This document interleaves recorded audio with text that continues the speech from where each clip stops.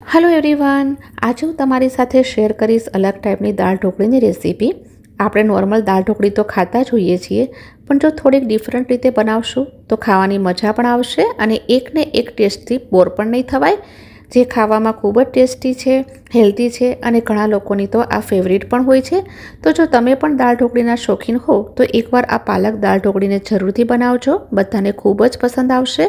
તો ચલો આ ટેસ્ટી અને હેલ્ધી રેસીપી બનાવવાનું શરૂ કરીએ. સૌથી પહેલાં એક પેનમાં થોડું ઘી એડ કરશું. તો અહીંયા હું લઈ રહી છું પાલક, એકદમ ફ્રેશ છે. મેં એને સારી રીતે વોશ કરી અને કટ કરીને લીધી છે. પાલકને આપણે ગરમ ઘીમાં થોડી ફ્રાય કરી લઈશું, એનાથી પાલકનો ટેસ્ટ બહુ સરસ આવશે. હલકી ફ્રાય કરી લીધી છે, બહુ વધારે નથી કરવાની. બાકી આમાં કંઈ જ પણ એડ નથી કરવાનું, એકલા ઘીમાં જ ફ્રાય કરવાની છે. તો 1 થી 2 મિનિટમાં પાલક ફ્રાય થઈ જશે અને થોડી શ્રિંક પણ થઈ ગઈ છે. તો હવે ગેસની ફ્લેમને બંધ કરી લેશું. બીજી સાઈડ ઢોકળીના માટે લોટ બાંધી લઈએ. મિક્સિંગ બોલમાં 1 કપ ઘઉંનો લોટ લેશું. તમારે જેટલી ઢોકળી નાખવી હોય એ હિસાબથી લોટ લઈ લો. ડ્રાય સ્પાઇસીસ એડ કરશું. અડધી નાની ચમચી હળદરનો પાવડર એડ કરશું. 1 ચમચી કાશ્મીરી લાલ મરચાંનો પાવડર એડ કરશું. 1 નાની ચમચી ધાણા જીરુંનો પાવડર એડ કરશું. સ્વાદના અનુસાર મીઠું નાખશું. કાચું જીરું એડ કરશું અડધી નાની ચમચી. 1/4 ટીસ્પૂન હિંગ એડ કરશું. 2 ચમચી ઘી એડ કરશું અને હવે પાલક લેશું. આમાંથી થોડી પાલક આપણે લોટમાં એડ કરશું અને થોડીક બચાવીને રાખી દઈશું. બધી જ વસ્તુઓને સરસ રીતે મિક્સ કરી લેશું. તમે દાળ ઢોકળી તો ઘણા ટાઈપની ખાધી હશે, પણ આ પાલકની દાળ ઢોકળી બહુ જ ટેસ્ટી લાગે છે.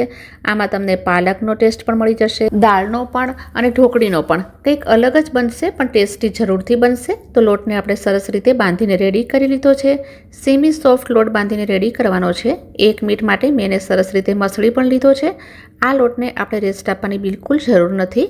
તો આમાંથી નાનો પોર્શન લઈ લેશું અને આ રીતે આંગળીથી પ્રેસ કરી એની અંદર હોલ લગાવી લેશું, જેથી અંદર સુધી સરસ રીતે પાકી જાય. ઢોકળી બનાવવાની એક ક્વિક મેથડ પણ તમારી સાથે શેર કરીશ.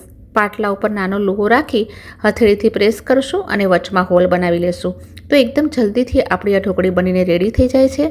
આવી જ રીતે મેં બધી ઢોકળી રેડી કરી લીધી છે.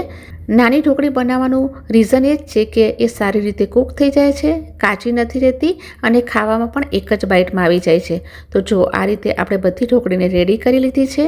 અહીંયા હું 1 કપ મગની લીલી ફોતરાવાળી દાળ લઈ રહી છું. 3 ટેબલ સ્પૂન મસૂર દાળ લઈ રહી છું. દાળને મેં સારી રીતે વોશ કરી લીધી છે, પલાળી નથી. પલાળવાથી એના ફોતરા નીકળી જાય છે અને અસલી ગુણ તો એના ફોતરામાં જ રહેલો હોય છે અને ટેસ્ટ પણ સારો આવે છે. તો એને પ્રેશર કુકરમાં એડ કરી લઈશું. એની સાથે જ મેં અડધો કપ ચણાની દાળ લીધી છે, જેને મેં 1 કલાક પહેલાં પલાળીને રાખી હતી, કારણ કે એને ચડવામાં થોડો ટાઈમ વધારે લાગે છે. આમાં મેં ટોટલ 2.5 કપ પાણી એડ કર્યું છે. અડધી નાની ચમચી હળદરનો પાવડર એડ કર્યો છે.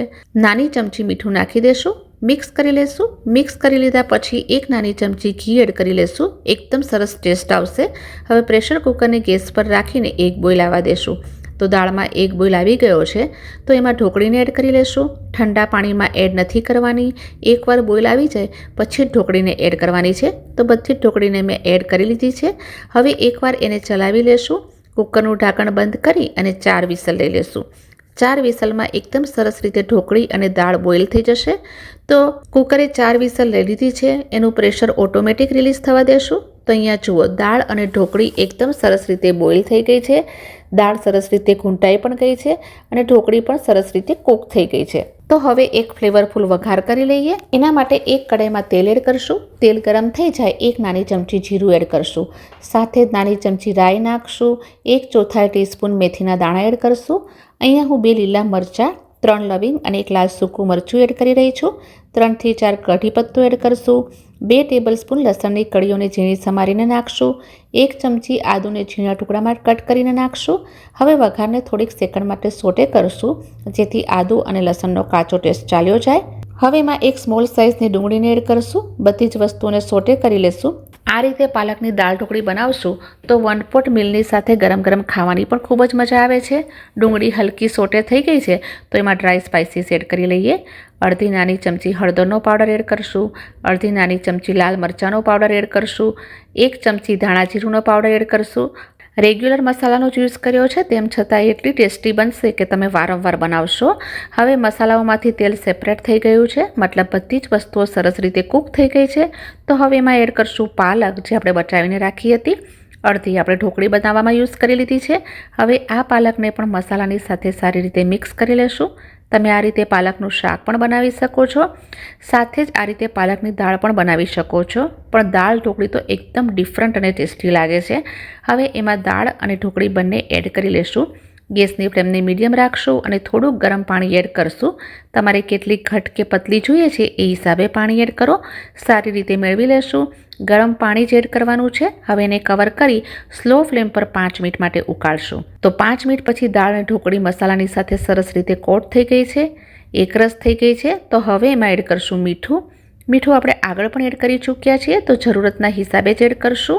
અને લીંબુનો જ્યુસ એડ કરશું. જરૂરથી એડ કરજો. લાસ્ટમાં એડ કરશું એક મીડિયમ સાઇઝનું ટમેટું. ટમેટું આપણે વઘારમાં એડ નથી કરવાનું, એ પણ ખાસ ધ્યાન રાખજો. અને કોથમીરની ભાજી એડ કરશું.